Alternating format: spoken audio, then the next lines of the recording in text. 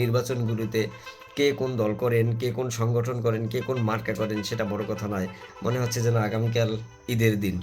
আলহামদুলিল্লাহ, রাত পোহালেই ত্রয়োদশ জাতীয় সংসদ নির্বাচন। তবে আজকে বিকাল থেকে এই কিছুক্ষণ আগ পর্যন্ত বাজারে ছিলাম বা এদিক সেদিক ঘোরাফেরা করলাম, কারণ আমি গাড়ি বন্ধ ছিল, গাড়ি চালাতে পারি নাই।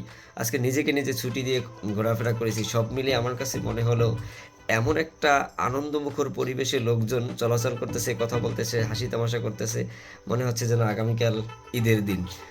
যাই হোক, অনেক বছর পরে এইরকম আনন্দমুখর পরিবেশে একটা নির্বাচনীয় পরিবেশ দেখে আমার কাছে খুব ভালো লেগেছে। এরকমই তো হওয়া উচিত।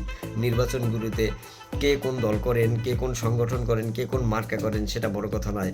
সবশেষে আমরা সবাই মিলে একত্রিত হয়ে যে এই আনন্দ উপভোগ করে নির্বাচনের আমেজটা নিতেছি, এটাই আমাদের জন্য অনেক চাওয়া পাওয়া, অনেক আনন্দের বিষয়। যাই হোক, আপনি একজন ভোটার, আমি একজন ভোটার, আমরা প্রত্যেকটা ভোটারের একটা পবিত্র আমানত হচ্ছে আমাদের ভোট। যে আপনি আপনার এই মূল্যবান পবিত্র ভোটটাকে এমন একজন ব্যক্তিকে দিবেন যিনি সৎ, যোগ্য, নির্ভীক, যাকে দিয়ে দেশ জাতির মঙ্গল হবে, এমন একজন ব্যক্তিকে আপনি চয়েস করবেন। আপনার চয়েসের মাধ্যমে সে যেন খারাপ কিছু করতে না পারে, আপনার চয়েসের মাধ্যমে সে যেন ভালো কিছু করতে পারে, তার ভালো একটা কাজের দ্বারা আপনিও একদিন লাভবান হবেন এবং দেশ জাতি সবাই লাভবান হবে। সুতরাং সেই সৎযোগ্য ব্যক্তিকেই ভোট দেওয়ার অনুরোধ জানিয়ে আজকের এই ভিডিও থেকে আমি সত্যের সন্ধানে তালুকদার সাহেব বিদায় নিচ্ছি।